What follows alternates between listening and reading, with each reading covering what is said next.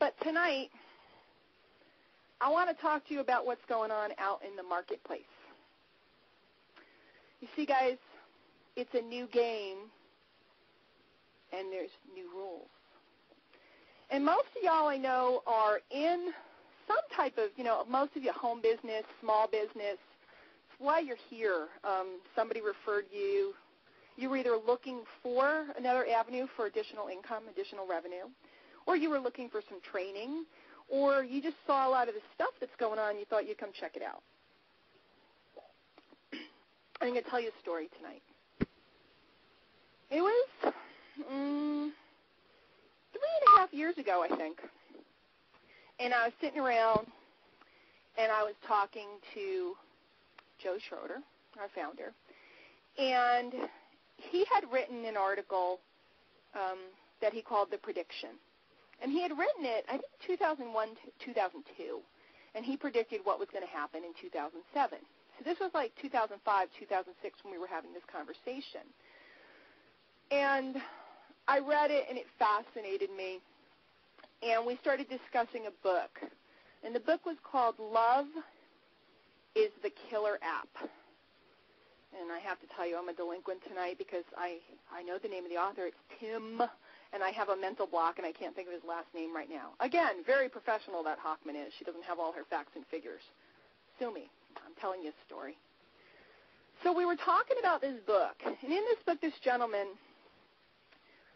was talking about love, helping, sharing with people, and just putting increase into people was the future.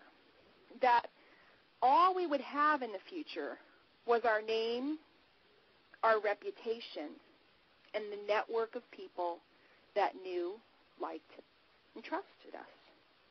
And that seemed kind of weird because when all of this was going on, it was like the heyday of the Internet. You think about it, especially those of you that are in network marketing or have been in network marketing, and I could ask Julie. I mean, Julie built $1 million business. A lot of people on the line had big, network marketing businesses, and they were there during that time period where it seemed like you couldn't do anything wrong. If you had a clue on how to use an Internet and you had a replicated website and you knew how to throw some leads into the system or do a little advertising, it was like, boom, money was flying. It didn't matter whether you talked to the people, you didn't talk to the people. It didn't matter whether you took care of them.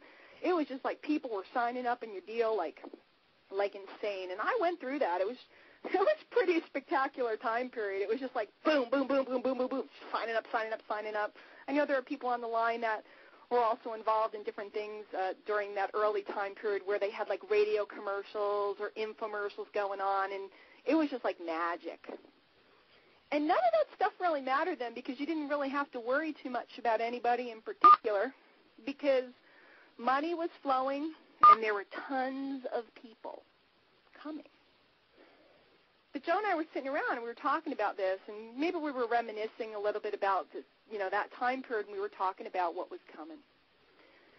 And he said, it's not very long, Diane, a couple years, until everything shifts, until websites don't mean the same thing that they did. And when you think about it, several years ago, you could slap up a website. Nobody had one. It was like a big deal. Now you have to be a search engine optimization and Google Analytics expert to get your website to pull. So if you're not a really technical person, like me, you could end up in some trouble there. What used to work doesn't. And before, it was kind of like you were in your isolated little spot. And now, this magical thing called social media has come about. And this is not a social media training call. We're not going to talk about how to use Twitter or Facebook or all the different things out there, friend feed. But what I am going to talk about is about how the cheese has moved, things have shifted, and the way we need to conduct ourselves out in the marketplace has changed an awful lot. This morning, I called Joe, my friend Joe, and his phone was off. And this is a pretty big businessman, and this is a pretty busy man. And for his phone to be off, there's only two things that he's doing. One is he's doing some type of accounting work or working with one of his, his lawyer, his accountant, something like that, where he shuts his phone off because he's in a meeting. Or two is because he's writing. It's usually because he's writing, because that's what this guy does. And lo and behold, about noon, he surfaced, called me up, and he said, I just wrote a new booklet. And those of you that know him are shaking your head right now going, I can't believe he wrote another booklet. That's all this guy does is write remarkable stuff. And he said, I have to finish it. I'll get it to you this afternoon.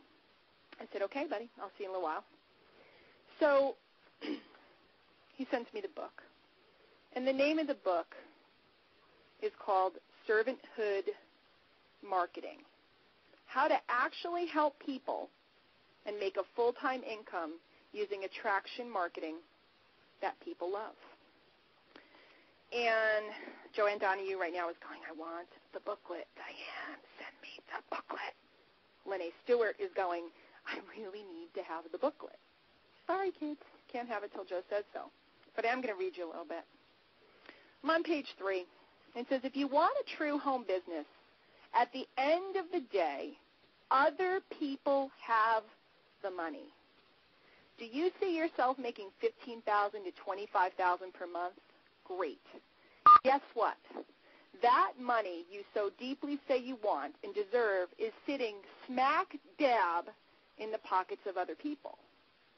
Therefore, to the degree and measure that you can get 1,000 to 10,000 people to like and admire you, to the degree that they will part with what they have and honor you with their energy, is to the degree that in this industry you will get paid. Here, long-term, how well you circulate, teach, and inspire positive influence with others will dictate back to you exactly how much income you attract to yourself. The new discipline is to empower people versus enslave them. The new it factor is your reputation over how well you recruit people. Why? Because intangibles like your name and what your name stands for will be what people talk about as they whisper about you when you're not around. Now think about it. This is the day of Facebook. This is the day of Twitter. And guys, if you're not online and not into that stuff, it's okay. That's not what's relevant. What's relevant is this is the day and age where anybody can walk up to any computer anywhere, go to that site called Google, and type in your name. And they're going to find out everything there is to know about you real quick. Your future wealth will not be how fast you can game someone, like in the past, or how well you can impulse someone out of their last $5,000, but rather in how well you truly circulate good vibes. And to do that properly, you must commit to people and to each other. You become the teacher, the helper, the good news merchant. Just as we have over at our leverage model, themillionmindmarch.com.